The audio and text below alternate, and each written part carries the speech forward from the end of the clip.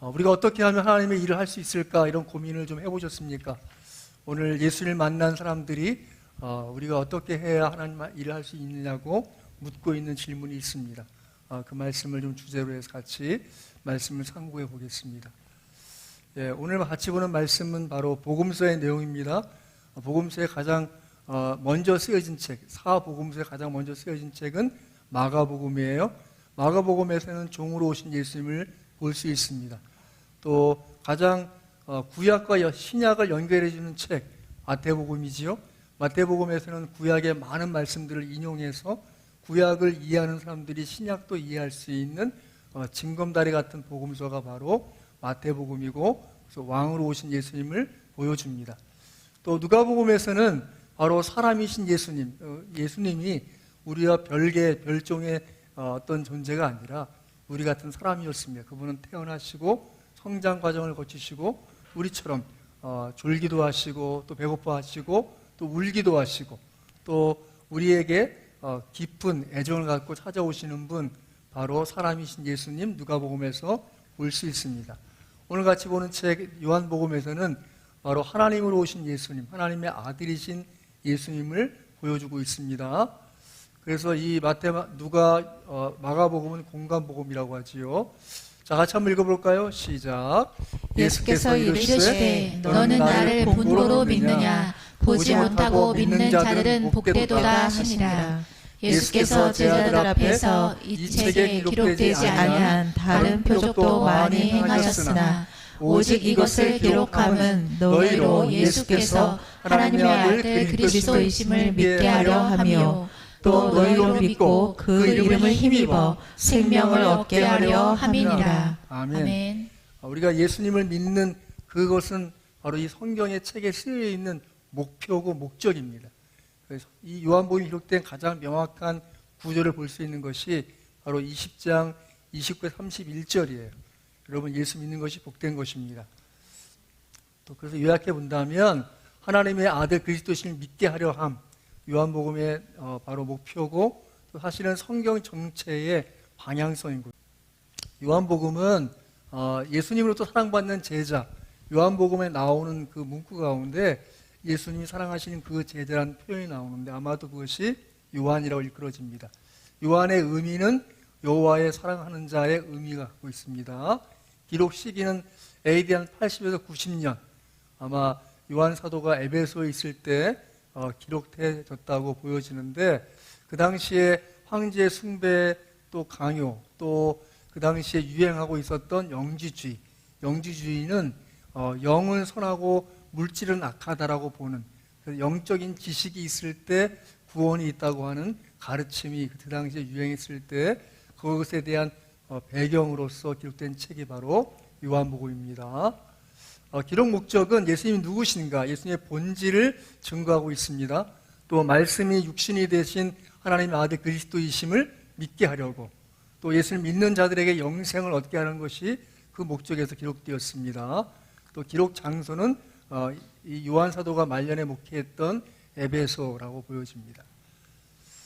전체적으로는 말씀이 육신이 되어 오신 그리스도를 드러내고 있고, 그리스도에 대한 그 증언과 증거, 또 그리스도의 그 사랑, 또 그 부활의 확증을 보여주고 있습니다. 이 요한복음에서 드러나는 예수님이 하나님이라는 표현에 대해서 그 증언한 사람들이 있어요. 침례 요한이 그러죠. 같이 읽어볼까요? 시작. 내가 보고 그가 하나님의 아들이심을 증언하였노라. 또 나다나엘도 있습니다. 그는 회의주의자였지만 예수님 통해서 믿게 됩니다. 같이 한번 읽어볼까요? 시작. 나다나엘이 대답하되 라비여, 당신은 하나님의 아들이시요 당신은 이스라엘의 임금이로소이다. 또 베드로도 고백하죠. 읽습니다. 시작. 우리가 주는 하나님의 거룩하신 자이신 줄 믿고 알았사옵나이다. 믿음을 알므로써 믿어집니까? 믿음으로써 알아집니까? 사실 이것이 복합적인 거죠. 무엇이 먼저랄 거 없지만 베드로의 고백을 따르면 믿음으로써 또 분명히 알아지는 것이죠. 자, 마르다의 고백을 보겠습니다. 시작. 이르되 주여 그러하오이다. 주는 그리스도시요 세상에 오시는 하나님의 아들이신 줄 내가 믿나이다. 또 도마도 예수님의 부활을 의심했던 제자였지만 부활하신 예수님 만나고 고백합니다. 읽습니다. 시작. 도마가 대답하여 이르되 나의 주님이시요 나의 하나님이시니이다. 또 요한복음의 저자 요한도 고백하죠. 읽습니다. 시작.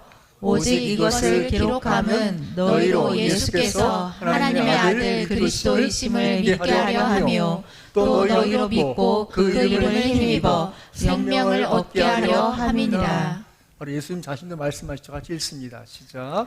나는 하나님의 아들이라. 그렇게 요한복음에서는 끊임없이 하나님의 아들이신 그리스도 예수님을 증거하고 있습니다. 이 책에서 중요한 질문 가운데 하나는 거듭난다는 게 무엇인가입니다. 니고데모가 예수님을 찾아와서 묻습니다. 거듭나는 것이 무엇입니까? 어떻게 거듭나겠습니까? 자, 같이 읽겠습니다. 시작.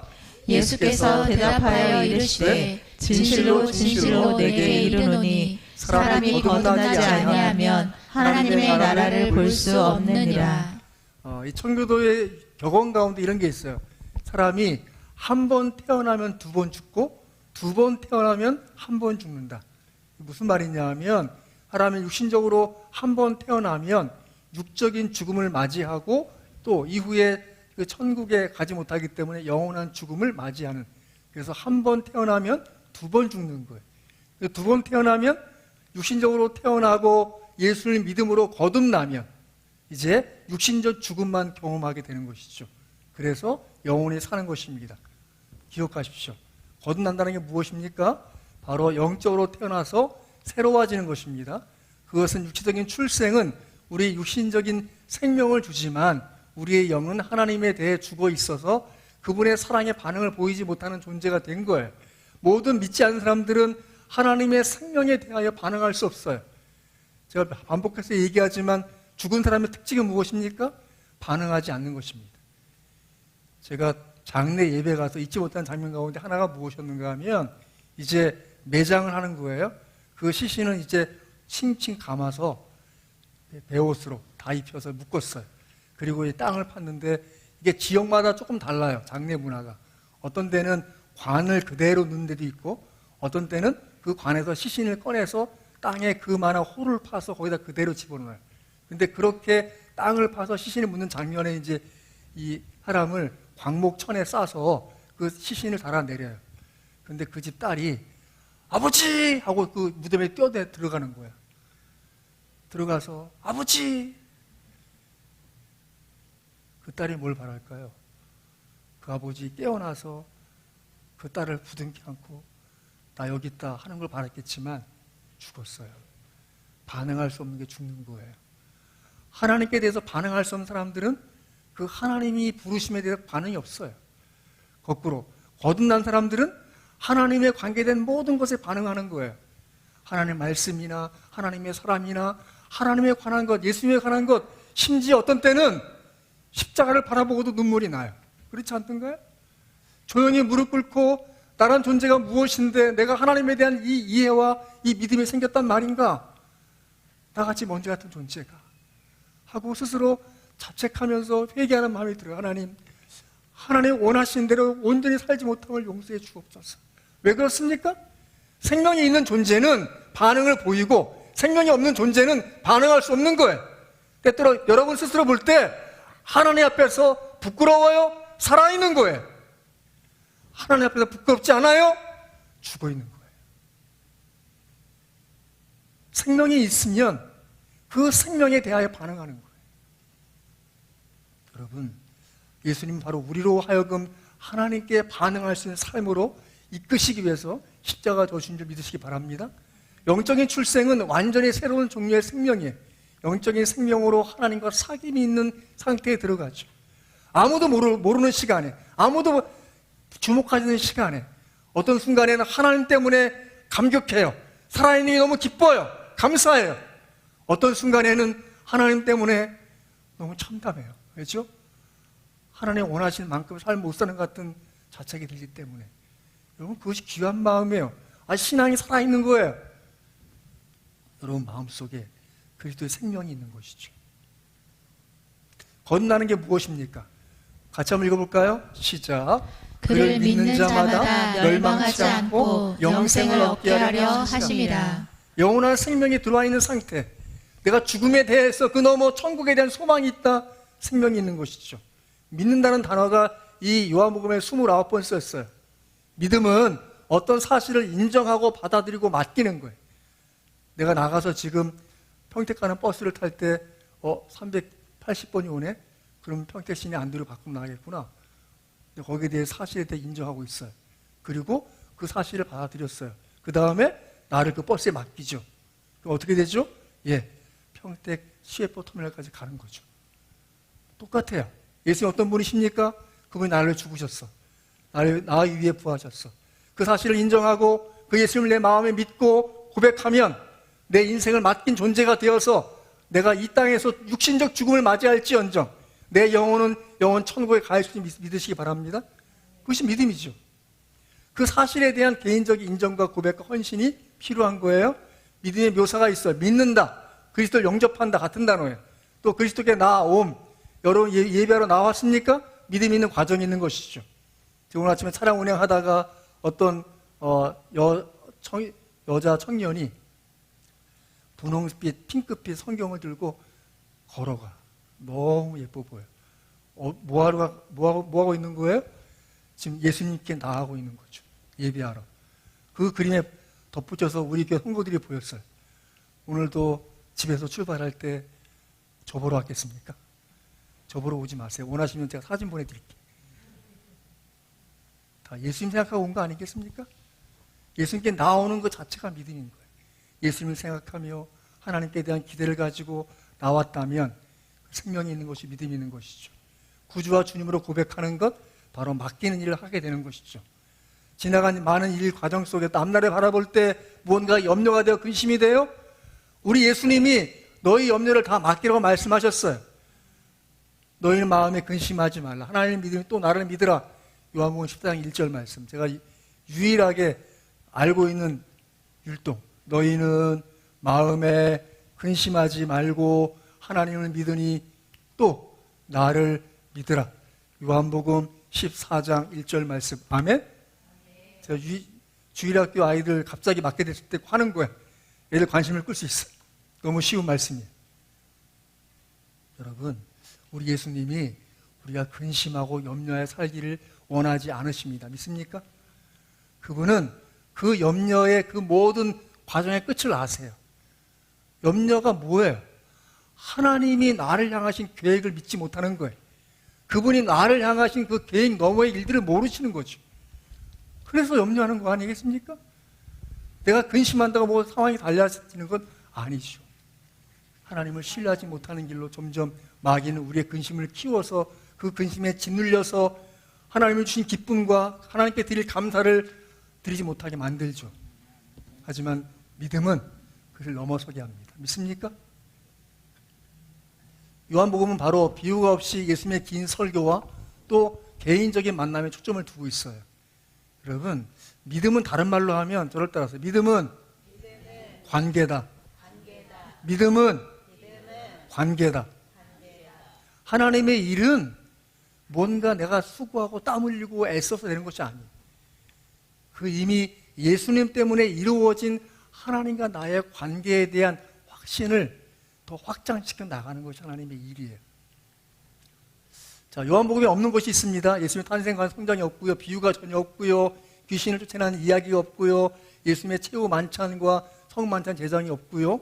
예수님 행하신 기적 중에서 사복음서에서 다 나오는 것도 한 가지, 바로 오병이어의 사건만 하나 나와요.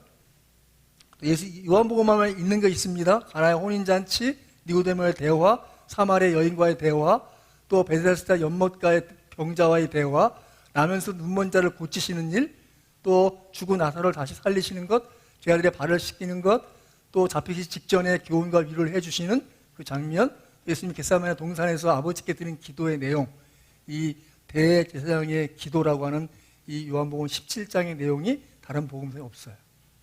부활 후에 의심하는 도마를 다시 나타나신 일, 다른 복음서에 없어요. 같이 한번 읽어볼까요? 시작. 예수께서 이르시되 너는 나를 본고로 믿느냐?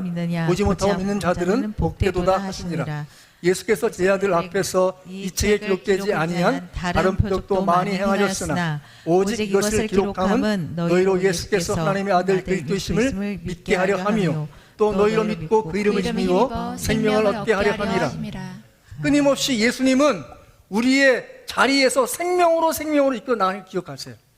마귀는요 끊임없이 멸망과 사망과 고통 가운데 밀어넣고자 하는 거예요. 그것이 오늘 말씀의 핵심이에요.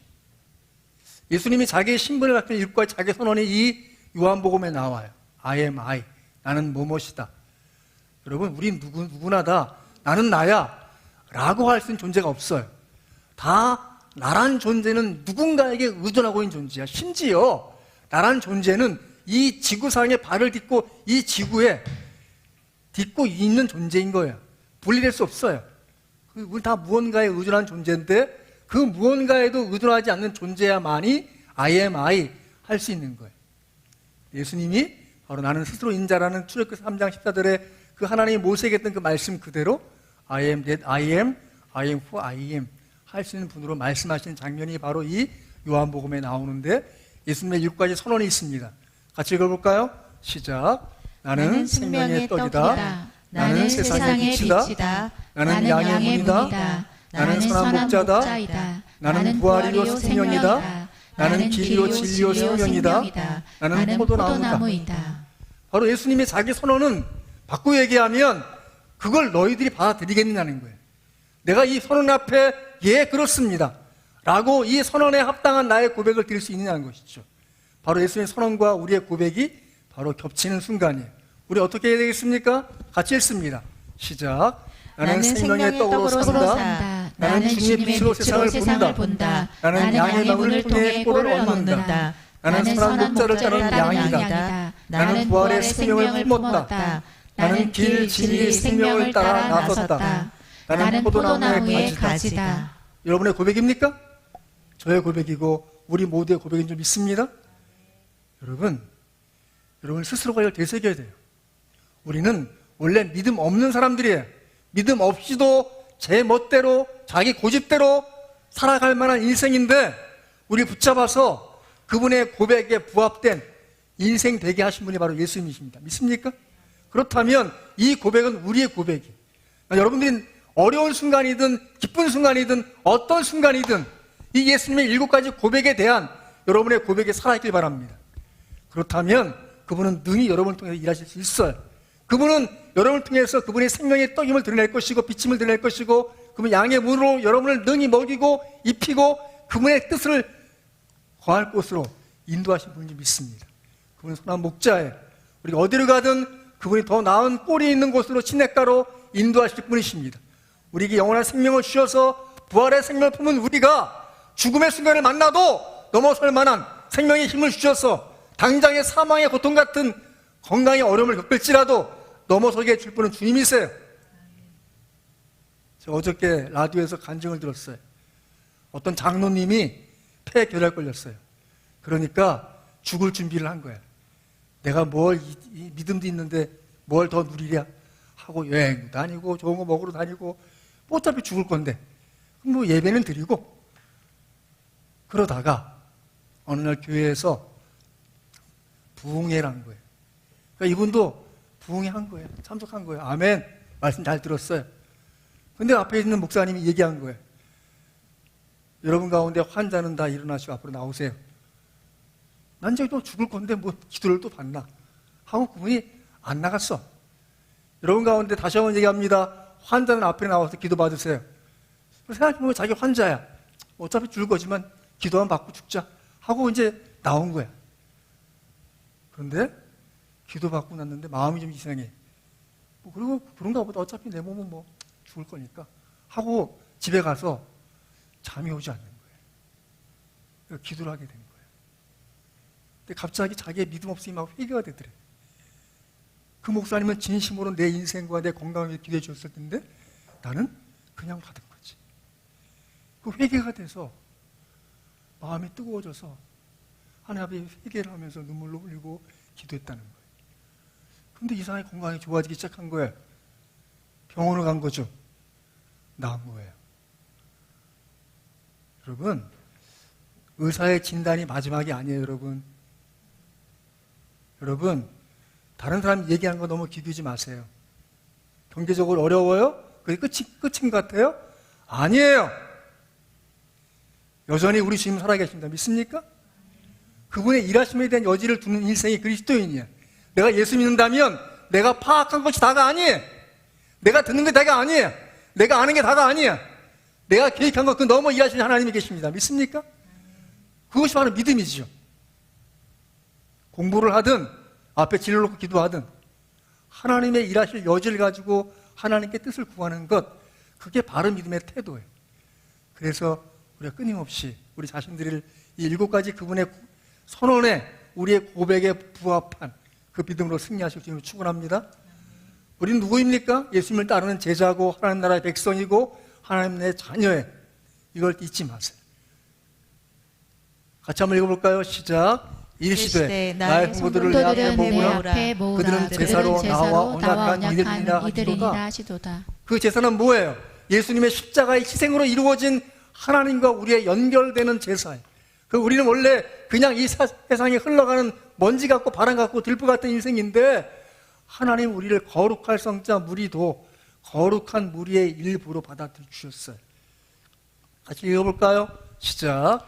그러나 너희는 택하신 족속이요 왕같은 제사장들이요 거룩한 나라요 그의 소유가 된 백성이니 이는 너희를 어두운 데서 불러내어 그의 기이한 빛에 들어가게 하신 이의 아름다운 덕을 선포하게 하려 하심이라. 너희가 전에는 백성이 아니더니 이제는 하나님의 백성이요 전에는 긍휼을 얻지 못하였더니 이제는 긍휼을 얻은 자니라. 아멘.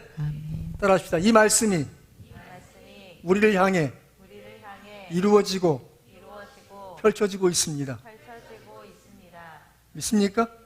기억하십시오. 내가 다 깨닫지 못한 사이에 하나님의 놀라운 은혜와 그 섭리가 내 생애 가운데 흐르고 있는 것이죠. 여러분, 하나님 일을 어떻게 하십니까? 그것은 살아있는 것이 하나님의 일을 하는 것입니다. 따라하십시다. 살아있다면 하나님의 일이 진행되고 있습니다. 오늘 말씀을 같이 한번 읽어봅니다. 시작. 내가 내 곁으로 지나갈 때에 내가 피투성이가 되어 발짓을 하는 것을 보고 내게 이르기를 너는 피투성이라도 살아있으라. 다시 이르기를 너는 피투성이라도 살아있으라 하고. 에스겔이 있던 시대는 그 바벨론 포로된 상황에, 그들은 정말 어쩌면 비참하게 버린 존재처럼 스스로 인식할 수밖에 없는 그 상황에 놓여 있어요. 어쩌면 사는 것이 더 오히려 구차할 수 있어요. 비참할 수 있어요. 근데 하나님 말씀하십니다. 피투성이라도 살아있으라. 내가 내 곁을 지나갈 때 너는 피투성이가 되어 발짓한 것을 보고 내게 이르기를 너는 피투성이라도 살아있으라. 다시 이르기를 피투성이라도 살아있으라. 숨이 붙어 있다면, 심장이 뛰고 있다면 여전히 하나님은 그분의 일을 해나가는 거예요. 그렇다면 살아있는 것이 하나님이 일하는 거예요. 끊임없이 생명을 선택하세요. 살아있는 길 선택하세요. 살 길을 찾으세요. 하나님이 일하시는 거예요. 믿습니까? 모든 상황이 마찬가지예요. 내가 나를 포기해도 하나님 포기하지 않겠다는 말씀인 거예요. 믿습니까? 여러분, 우리는 그 일이 하나님이 내 인생 통해 이루어지도록 나를 내어놓는 것이 하나님 일을 하는 거예요. 살아있는 것 자체가 하나님 일을 하는 거예요. 아직 예수 믿지 않는 사람들이 죽을 길을 택해요. 붙잡아내서 살 길을 탔도록 이끌어내는 것이 하나님이 하는 거예요. 할 수만 있으면 살려내야죠. 하나님이 일하시도록. 여러분과 제가 할 일은 그것이죠. 어떻게 하나님 일을 하겠습니까? 따라합시다. 나는 계속 살겠습니다. 점점점. 그 뭐죠? 피투성이라도.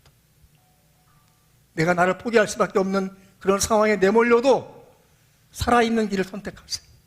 살 길을 찾으세요. 살 길을 구하세요. 도움의 손길을 내미세요.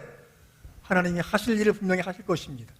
오늘 말씀을 보면 이렇게 말씀하고 같이 한번 읽습니다. 시작. 하나님의 떡은 하늘에서 내려 세상에 생명을 주는 것이라. 생명을 주시고자 하신 하나님이세요. 누굴 통해서? 그를 통해서. 그래서 말씀합니다. 같이 읽습니다. 시작. 예수께서 이르시되 나는 생명의 떡이니 내게 오는 자는 결코 줄이지 아니할 것이요 나를 믿는 자는 영원히 목마르지 아니하리라. 아멘. 하나님은 죽은 자의 하나님이 아니세요. 산 자 하나님이세요. 같이 한 말씀 보겠습니다. 마가복음 12장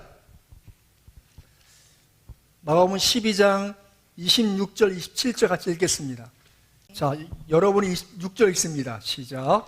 죽은 자가 살아난다는 것을 말할진대 너희가 모세의 책 중 가시나무 떨기에 관한 글에 하나님께서 모세에게 이르시되 나는 아브라함의 하나님이요 이삭의 하나님이요 야곱의 하나님이로라 하신 말씀을 읽어보지 못하였느냐. 제가 27절 읽습니다. 하나님은 죽은 자의 하나님이 아니요 산 자의 하나님이시라 너희가 크게 오해하였다 하시니라. 하나님은 죽은 자의 하나님이 아니세요. 살아있는 자의 하나님이세요. 왜 하나님이 아브라함의 하나님이요 이삭의 하나님이요 야곱의 하나님이 하십니까? 그 시대의 하나님이세요. 그 시대의 하나님, 그 시대의 하나님. 그러면 우리에게는 오늘 우리 시대의 하나님이세요. 믿습니까? 여러분 개개인의 하나님이신 거예요. 여러분이 살아있는 동안에 하나님은 하나님 일을 하실 것입니다. 믿습니까? 그렇기 때문에 무엇 선택하셔야겠어요? 살아있는 길을 선택하셔야죠. 살 길을 선택하셔야죠. 살아야 돼요. 절대로 죽음에 끌려가지 마세요. 마귀는 끊임없이 얘기하죠. 죽어라. 너 하나 죽으면 끝난다. 그게 마귀 생각이야. 하나님 말씀하세요. 피투성이라도 살아있으라. 왜죠? 하나님이 그 피투성이 된 나 같은 존재를 향해서 일하고자 하시는 거예요. 믿습니까? 제가 2002년에 처음 괴로움 중에 있는 때 뭐 했는가 하면 계속 피를 흘리는 거예요. 피를. 네?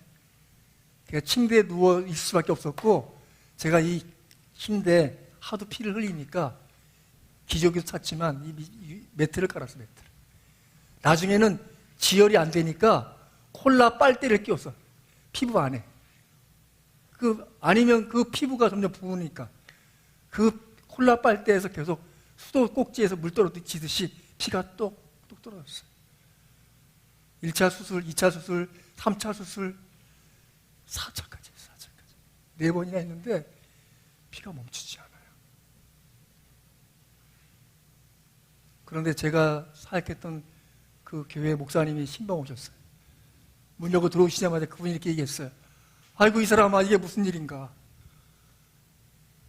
기도하세요. 그분이 저 누워있고 기도했어요. 그런데 갑자기 기도하는 순간에 제 그 수술 부위가 뜨뜻해졌어요. 그리고 지혈됐어요. 따라하십시다. 하나님은 산자의 하나님이십니다. 한 번 더 하면 내가 살아있는 동안 하나님은 하나님의 일을 하실 것입니다. 그렇습니다. 내게 오는 자는 결코 줄이지 아니할 것이요 나를 믿는 자는 영원히 목마르지 아니하느니.